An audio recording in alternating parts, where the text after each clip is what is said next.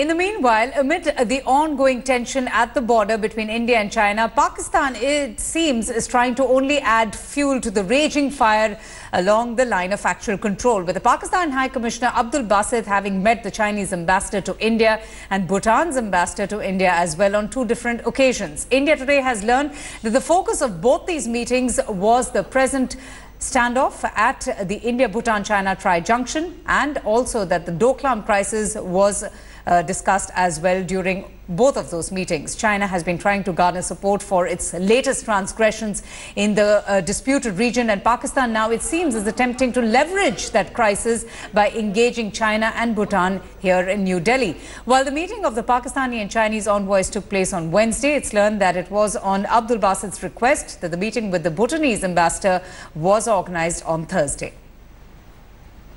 India Today's Geeta Mohan joins us for more on this. Geeta, what more do we know of the meetings that was organized between Abdul Basit and the ambassadors of China and Bhutan?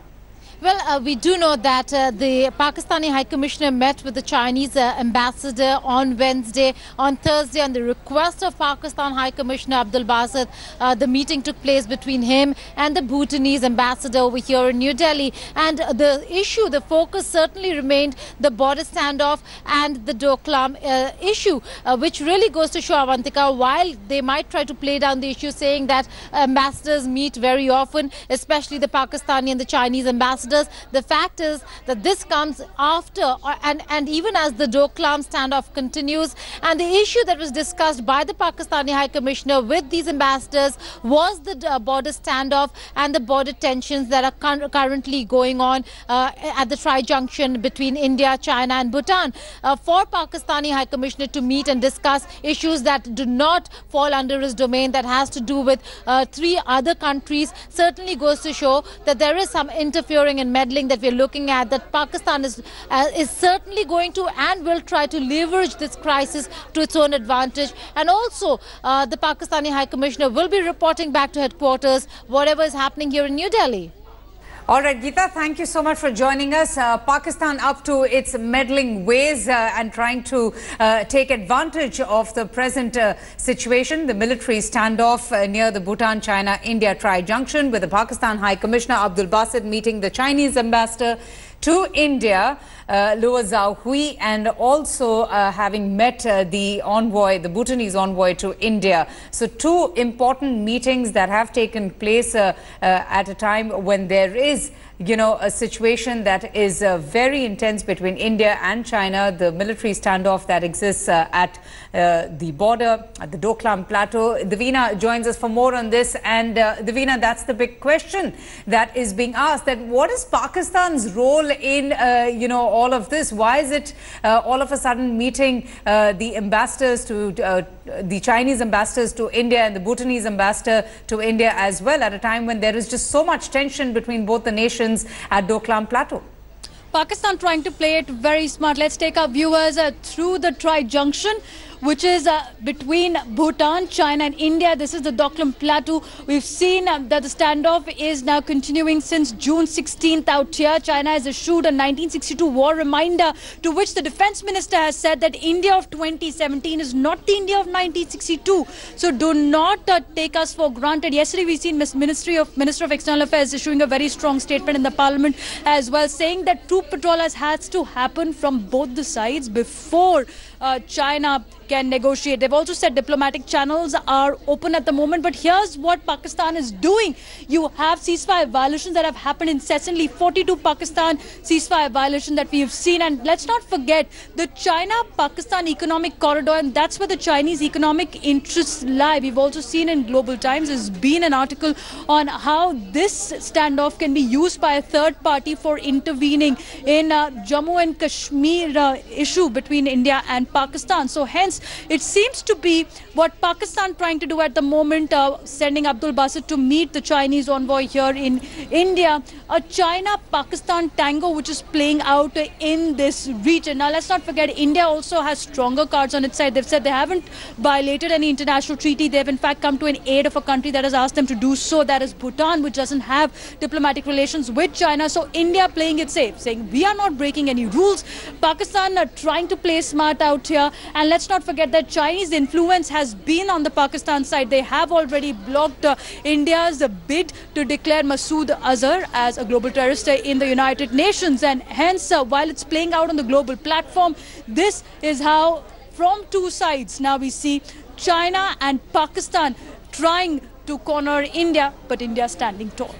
Oh, absolutely. And it's not that India doesn't see through Pakistan's game. Davina, thanks so much for joining us. Pakistan continuing to keep the valley boiling via cross-border terror. And now with the Chief Minister herself calling for direct China's role in the present crisis in the valley. The big question that arises is whether Pakistan is using Beijing to provoke India or whether Islamabad is doing all of this at China's behest. Let's take a look at this report.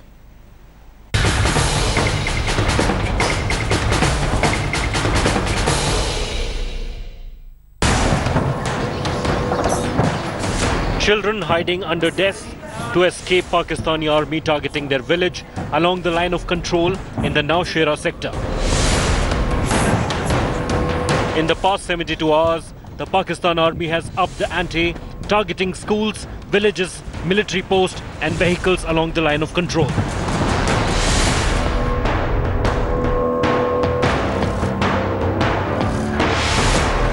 As the face-off at the Doklam plateau enters its second month, Pakistan has upped the ante to increase the pressure on the Indian army. July 19th, an army JCO, Subedar Shashi Kumar, succumbed to his injuries in ceasefire violation by the Pakistan army. On the same day, repeated ceasefire violations by Pakistan army in the Bhimbir and Nowshera sector. July 18th, Sipahi Jaspreet Singh killed in ceasefire violation by Pakistan army in the Nowshera sector. July 17th, Naik Mudassar Ahmad killed in Pakistan army ceasefire violation in the Rajouri sector. More than 40 Jawans killed in Pakistan ceasefire violations since January 2017. The United States State Department has now chipped in, adding that India and China must resolve the crisis peacefully and come up with a better arrangement.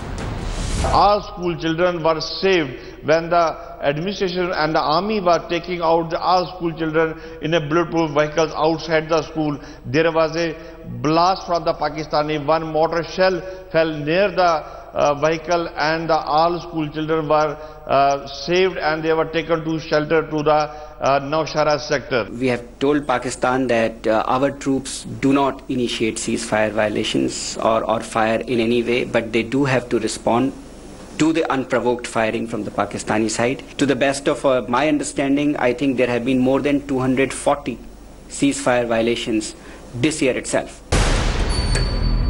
Security forces believe Pakistan is working in tandem with China to create pressure points along the India-Pakistan line of control, even as India strengthens its defense to deal with Chinese army's psychological warfare along the Sino-Indian line of actual control.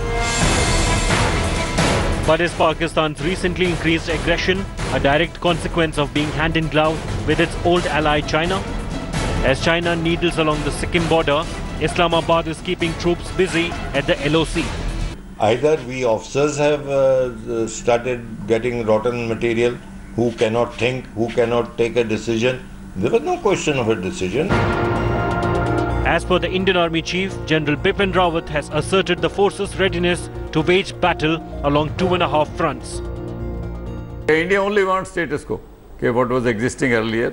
Even in Bhutan and China there is an agreement, I think 2012, where they have said that till the boundary dispute is resolved, status quo will be maintained. So China has tried to change that status quo. Both Bhutan and India are right in objecting. With several kilometers of its borders on the boil, India is effectively readying to counter the dual duplicity of Beijing and Islamabad. With Ashwini Kumar in Nowshera, Bureau Report, India Today. And as tensions with China and Pakistan are on the rise, National Conference's Farooq Abdullah created a major controversy by his recent statements. He claims that third-party intervention should not be seen as a problem. The former Chief Minister of Jammu and Kashmir saying that if the United States and China wants to mediate in resolving the Kashmir dispute, they should be allowed to do so. India Today's Supriya Bharadwaj got a chance to speak with Union Minister Giriraj Singh on the recent statements made by the National Conference President. Let's listen in.